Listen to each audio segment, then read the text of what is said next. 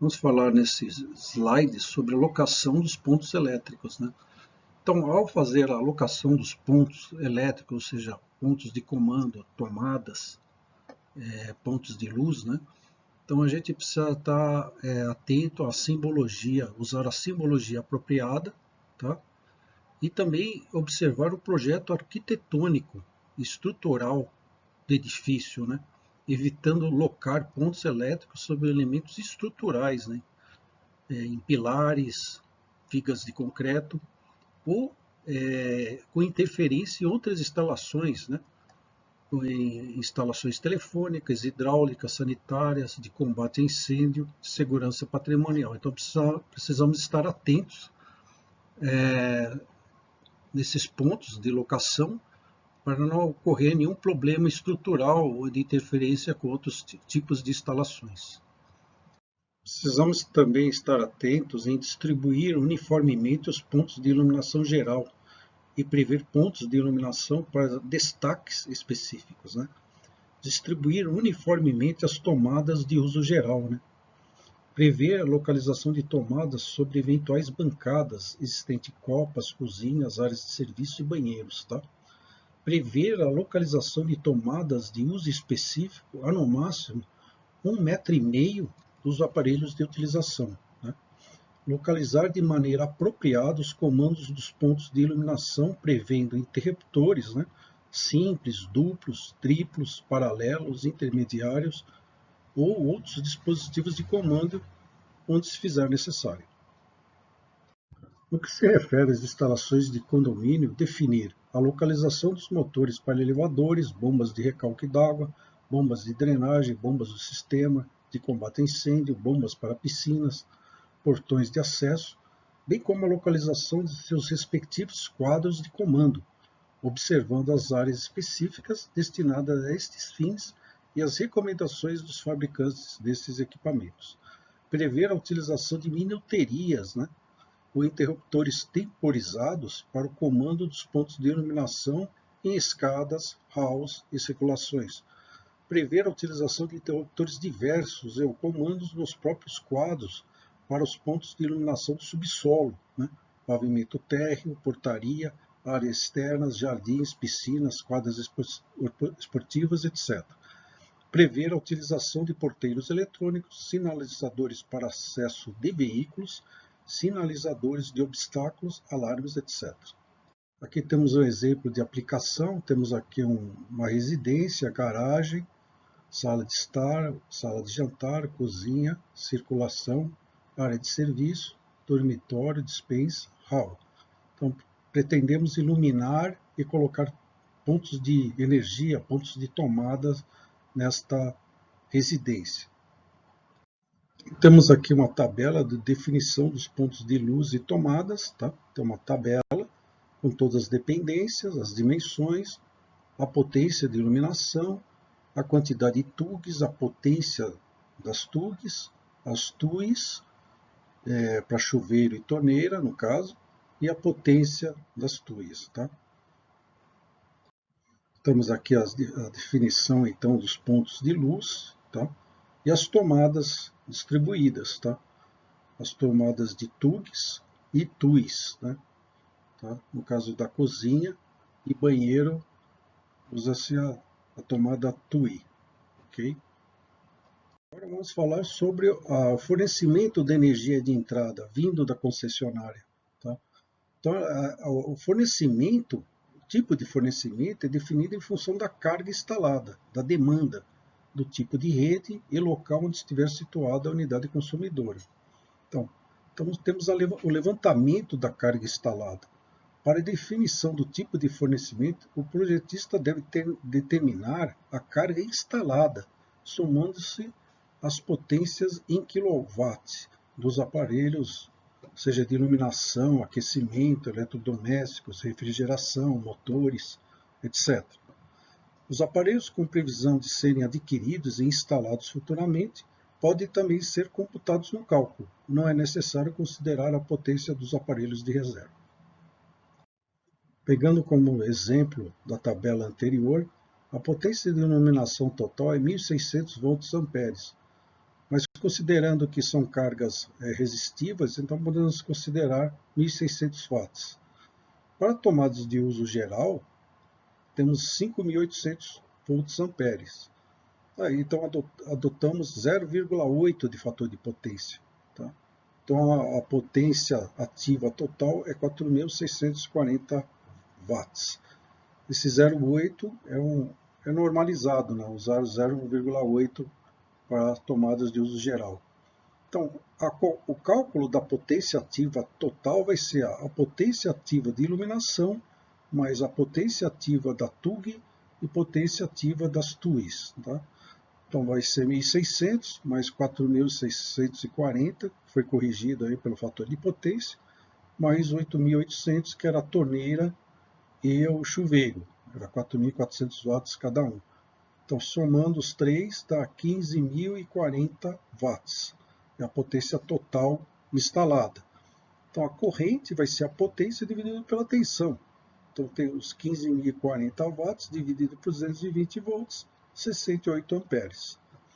Então, no caso da faixa B, de baixa tensão, então é um fornecimento a 3 fios, 2 fases mais um neutro, um disjuntor geral de 60 amperes de entrada, um ramal de entrada com 16 milímetros quadrados, tá? E eletroduto PVC 32 milímetros ou aço 25 milímetros. Aqui é uma tabela dos requisitos para conexão ao sistema público de distribuição de energia elétrica. Nesse nosso caso aqui é BT, baixa tensão. Tem média tensão e alta tensão. Baixa tensão é menor ou igual a 1 kV e potência menor ou igual a 75 kW. E a norma da BNT NBR 5410 2004, grupo de tarifa B. Tá? E as tensões mais comuns são 127, 220, 115, 230, 120, 208, 220, 380 e 220 volts. Nessa tabela é apresentado o dimensionamento do ramal de entrada a partir da corrente de demanda, no caso de baixa tensão.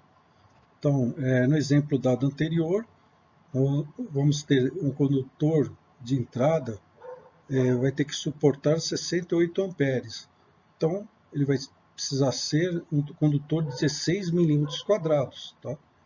As fases têm que ter 16 milímetros quadrados de área transversal.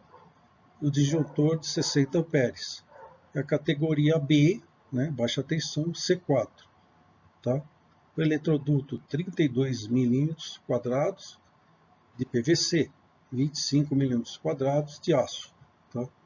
O aterramento, mesma coisa, 16 milímetros quadrados e eletroduto nas mesmas dimensões. Esse aqui é um outro exemplo dado em classe, tá? Onde foi determinada essa potência de iluminação, essa potência de TUGs e essa potência de TUIs. Então, 1.180 volts amperes de iluminação total, 7.300 volts amperes de TUGs e 17.200 watts de TUIs. Então, fazendo a transformação, no caso, adota-se 1.180, né, como potência de iluminação, fator de potência 1. Aqui multiplica-se por 0,8, então vai dar potência de TUGs 5.840 watts, aí no caso é watts. Potência de TUIs já é watts, 17.200. Somando os três, tem 24.220 watts. Dividido esse valor por 220 volts, que é a fase-fase, está a corrente de entrada 110 amperes. Tá? Então, essa é a carga instalada. Então, olhando a tabela anterior, vamos ter um condutor de entrada para essa corrente de 35 milímetros quadrados e disjuntor de 100 amperes. Vai ser a categoria B e C6. Então, vamos começar a falar da divisão da instalação em circuitos. Tá? Então, vamos começar do quadro de distribuição, o quadro de luz. Então, os circuitos distribuídos saem do quadro de distribuição ou quadro de luz. Tá? As partes componentes de um quadro de distribuição são disjuntor geral, barramento de interligação das fases, disjuntores dos circuitos terminais, para cada circuito terminal há um disjuntor, barramento de neutro, barramento de proteção.